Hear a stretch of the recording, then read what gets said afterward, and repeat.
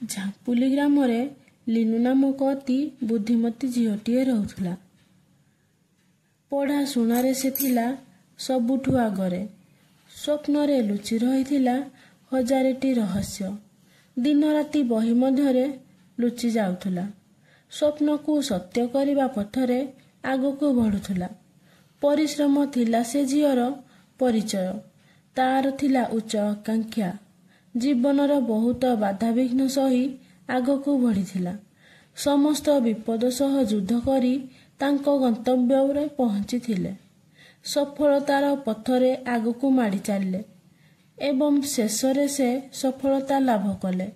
ପରବର୍ତ୍ତୀ ସମୟରେ ସେ ଏକ ସ୍କୁଲରେ ପଢ଼ାଇବାର ବୃତ୍ତି ଗ୍ରହଣ କରି ସମାଜ ସେବା କରୁଛନ୍ତି।